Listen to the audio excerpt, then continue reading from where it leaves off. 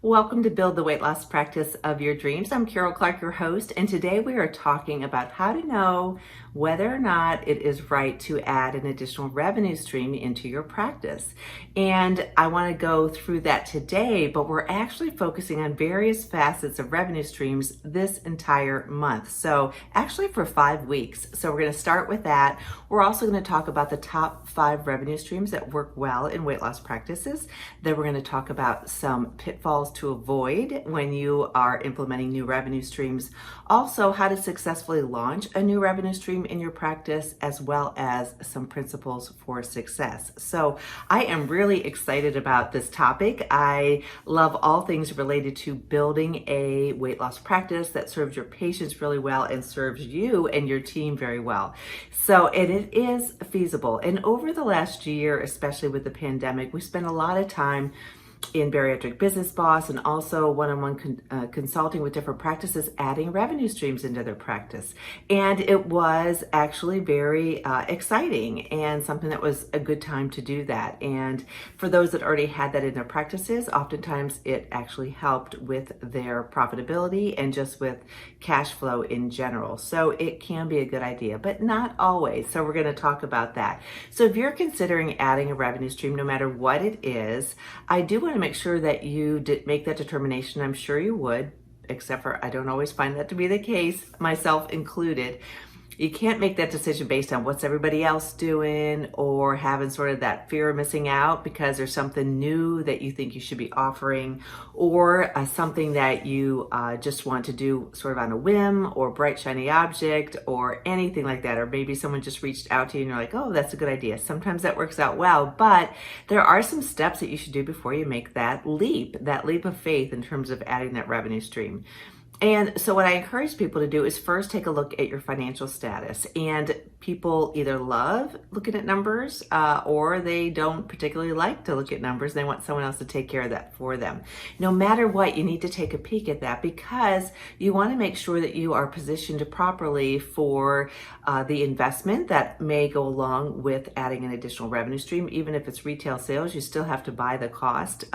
You still have the cost of the goods that you're selling.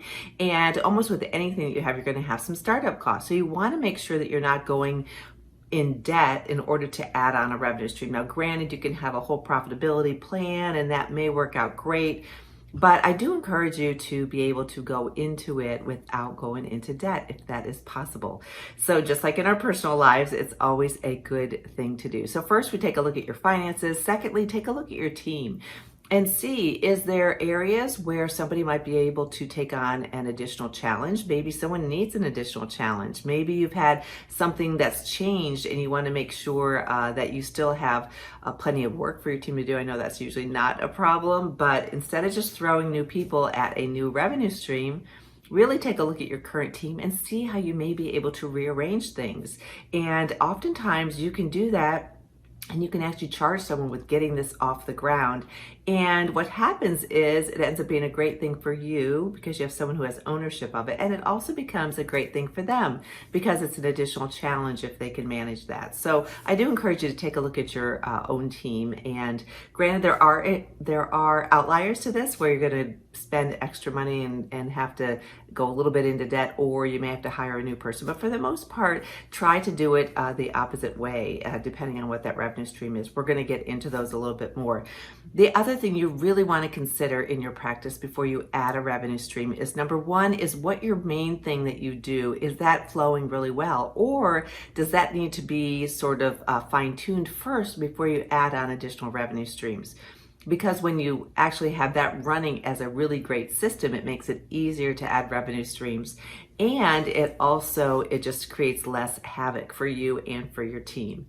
I do encourage you as well to take a listen, have your team, and you listen to what it is that your patients are requesting.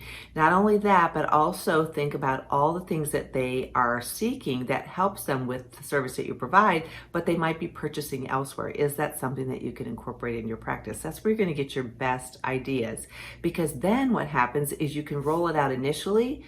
If you did have to take on some debt, you roll out initially to your current patients because, as we've talked about all the time, you've got an email system in place, you've got all these systems in place that you can add that in and promote it to your existing patients, have them start up and then move beyond your current patient market. So that really just helps to solidify your thought process, solidify the process for your new product or service, and really helps that it goes off with less hitches and it's much smoother.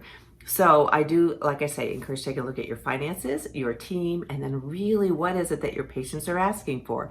I'll give you a couple of examples. We have your patients may be asking about medications, and you've not been adding that into your practice, or they may be asking about, lipo B injections, or there's maybe perhaps some aesthetics or something else. I know in our practice, we had so many patients literally for years asking about bioidentical hormone replacement therapy, and we avoided it like the plague because it really, it wasn't really something that we hung our hat on. We were doing medical weight loss, surgical weight loss, fitness, retail, all these other things. It was just another thing that we had to but we listened to it so often from patients that we end up investigating literally for 2 years. The physician has to be comfortable. We had to look at all sorts of different models, figure out what may work. It ended up being a fabulous addition to the practice. We actually opened it under a separate name, but it's been a great addition. Our patients love it. It's attracted more people into our practice, more people using our retail store, more people utilizing weight loss surgery and also medical weight loss management and fitness. It's been really great. And most recently, we added an aesthetic process because we did some research. People were asking about it, and we've added that. And so that's getting up and running. It's moving along really well. So I'm excited about that. If you want to know any more about that, then reach out to me. I'd be happy to review that with you. But anyhow, when you're considering a new revenue stream, make sure it's the right time. Look at your finances, look at your team, and also really listen to what it is that your patients either are asking for or that they're purchasing from somewhere else, such as their retail nutritional products, that sort of thing. So that's sort of your beginning step when you're considering additional revenue streams.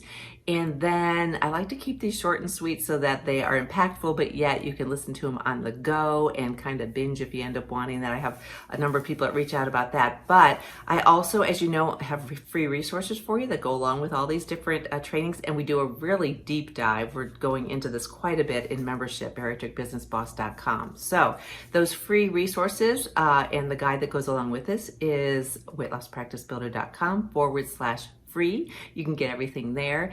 And then what we're going to be covering the next couple of weeks, as I mentioned, were the top 5 choices for revenue streams that tend to work well with weight loss practices.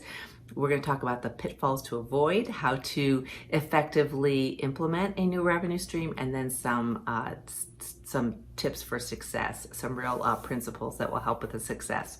So I hope you found this helpful, and reach out to me if you have questions. Carol, Karol, at weightlosspracticebuilder.com, our membership, bariatricbusinessboss.com, and get those free resources, weightlosspracticebuilder.com/free. I can't wait to have a one-on-one meeting with you, see what's going on in your practice and what you're considering adding into your practice. So in the meantime, take care, and I will talk to you soon. Thanks.